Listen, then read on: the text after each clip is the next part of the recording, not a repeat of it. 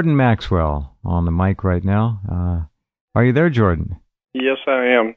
Very nice to be with you again. Thank you. Always good to share some time with you.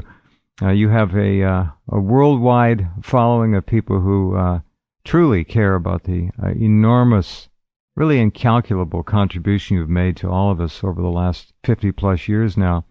You were the first, if you don't know Jordan Maxwell, folks, if you're new to the program, Jordan was the first man to really understand how the control machine, the mechanism, the device, how they run the planet, and how they have mocked us for centuries and centuries with their symbolism, and how even today symbolism is literally thrown in our face with reckless abandon and utter contempt. They just don't care. They know they've got the sheep on the run.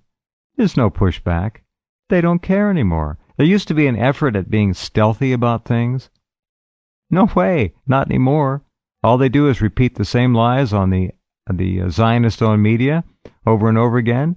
And as you know, when you watch television, within a few seconds, you are put into a trance, an altered consciousness, where you no longer have the ability to discern and make moral judgments on what's going into your mind. It goes right into your subconscious. It pours in there, uncontested, and you're programmed. And so they know that.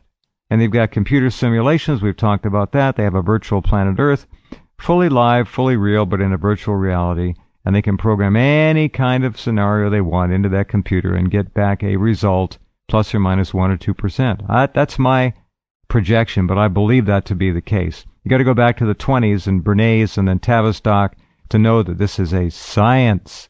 It is not a guessing game. Well, you got that right. I don't know what I could add to it because that's exactly right. And you know, the thing that we talked about so many times before is how the populace just sucks it up. People just accept it, and they're too busy. They don't contest anything, Jordan. Nothing. That was the Nothing. word. Nothing. It's just all input. And remember, the whole paradigm of individual achievement now has been replaced with groupthink, groupspeak, and hive behavior. That's what they want, and that's what they've got. Absolutely. That's what they have, and it's everywhere. It's the herd mentality, and you'll be surprised how many people email me and call me from quite literally around the world, and everybody is saying the same thing, almost word for word. Are they really? Time. This is interesting. So they're programmed. This is a global programming effort, basically. Yes, and I'm getting it from Middle East, from young people, teenagers, and young college types, from Lebanon, from the UAE, from Saudi Arabia, a lot of young people in the Middle East and in Africa in general.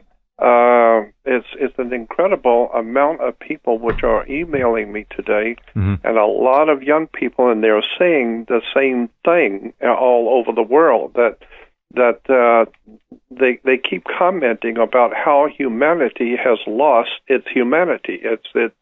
They tell me the people are like drones. They're like robotic people who have no souls. And some young people in UAE was saying the people seem to have no soul. They have no validity to them. They're just plastic. They go by and operate on what's the word? They react to things like an animal. They have no reason. They have no logic. Seem to have no intelligence for anything. And so I'm hearing this all over the world. And also with that, a lot of people are saying, I've come to the point where I can't talk to people around me any longer. It doesn't work. People just look at me and stare at me.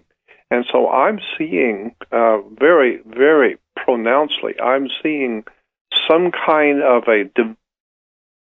some sort of a division working its way now on the earth between those who are actually human beings, who actually have emotions and feelings like the old world, like we grew up in, as opposed to the masses and masses of millions of people who don't seem to even have their humanity left. They're just there. They came into the world because they were born. They have no reason for being here. They don't know what they're doing. They're kind of like they're kind of like an empty vessel. We talked, and I've mentioned this before, so have others. But many of them are rather like have no soul. They're soulless. They walk. That's what I'm saying. They're three-dimensional. They act like normal people, but there's some incredible vacancy inside them. That's exactly right. It's just you look at them and you know that when they look at you, there's no humanity behind the eyes. There's no human relationships and being able to talk one to the other. Well, they're not quite dead-eyed, but they're real close. There's just nothing. There's no depth there. No depth at all.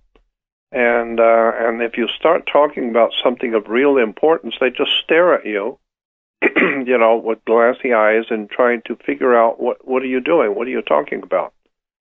So, that's where I've come across. But I'm really kind of happy, though, that I'm getting a lot of response from people who are, who have not lost their humanity and who have not lost track of their spirit.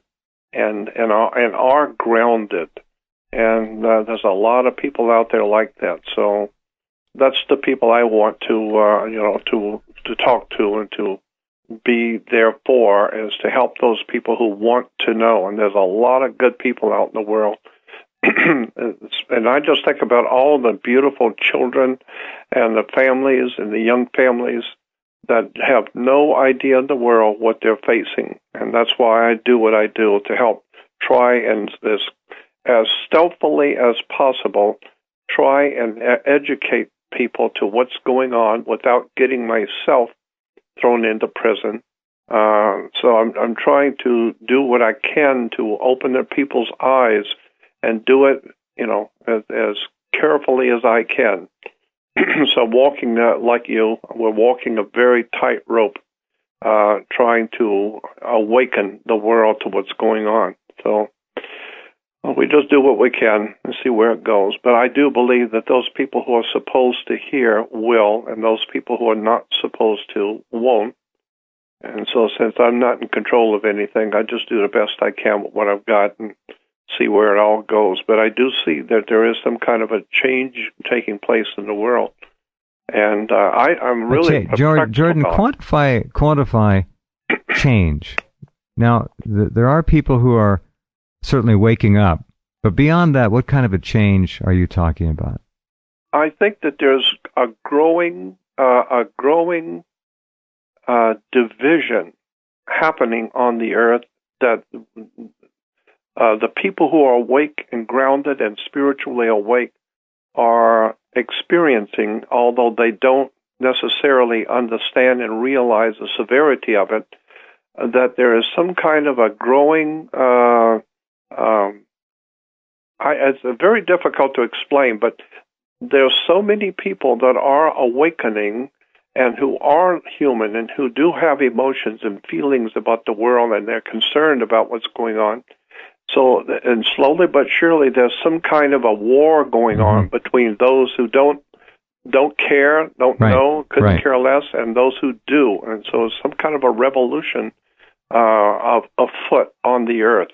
And it's kind of like those old sci-fi movies, like Body Snatchers. Remember the old 1950s, the Body Snatchers, where once you've been taken over, you have to go to sleep, was the theme of the movie. You've got to go to sleep before they can take you over.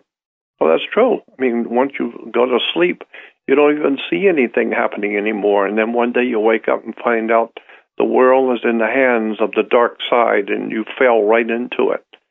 And so, I see that happening. As far as change, I think the only thing I meant by that is I see some kind of a crises of conscience, a crisis happening on the earth now, where people who are awake are now waking up to the fact that they are very few, that they are the minority, and they're becoming very afraid. What is the world turning out to be? Oh, they're in the less than 5% that really get it, or even a piece of the whole thing. God, That's scary. That's frightening. Well, they should be frightened.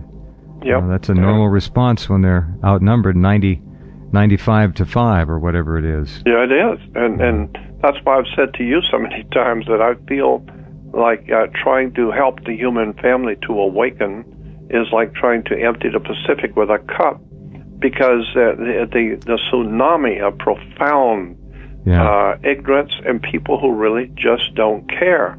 Too true. And this leads me to something else that we've talked about this before. Hold on, Jordan. Hold that thought, will you? We got to take a break. Okay. Hold that. Don't lose your thought. We'll come right back. Emptying the Pacific with a cup. That's a very, very good analogy. All right, we'll be right back.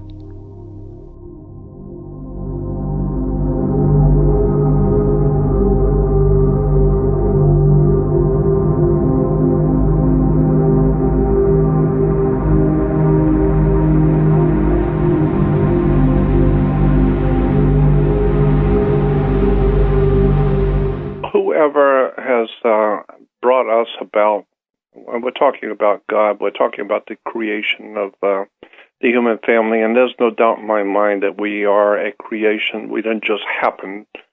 Computers don't just happen. One eye does not evolve and wait 10 million years for another eye to develop. The human system is too profoundly, brilliantly put together.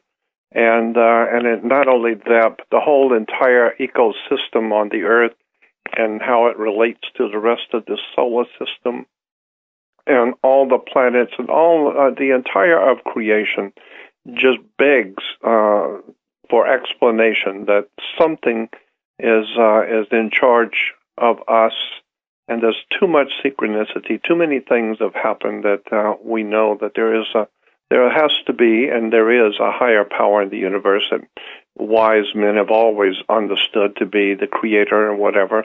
And I'm thinking, whatever it is that has brought us about on this earth must be watching the destruction of its creation. And I don't believe, I understand the coming and going of life and the destruction and the reestablishing of societies and all of that in ancient history.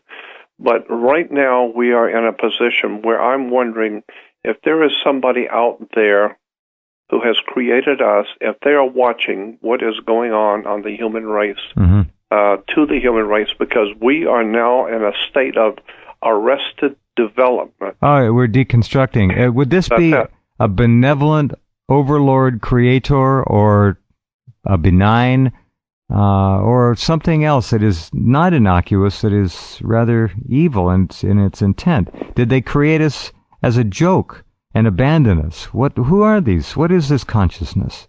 Well, you're right. You're right. Those are all very good questions. I tend to feel that someone came here, because this is what basically the Bible is saying, and I think it's right. My gut feeling is that what's actually, in fact, being said in the Old Testament, first few pages of the Old Testament in Genesis, is probably actually based on something very, very true, but it's been misrepresented and misunderstood. Because what the Bible is actually saying is that there are, we've been told that the Jews and the Hebrews, the ancient Hebrews, were the first monotheistic people. Well, no such a thing ever existed. There was no monotheistic Hebrews ever. And we've talked about that. They had many gods, and all of the ancient Middle East and Egypt and that whole area of the world gave birth to hundreds of different gods. This whole idea of one God that created the whole universe, I don't have any problem with that. But what I'm saying is that the Hebrew religion, the Islamic religion, the Christian religion is totally misunderstanding and misapplying everything. And so in the Old Testament, basically it's saying, as I've told you before, in Genesis 1:1, it says, in the beginning, God created the heavens and the earth. But that's not what it says in the original text, because in Hebrew, the word for God is El, E-L, which incidentally was also a word that was given to the planet Saturn.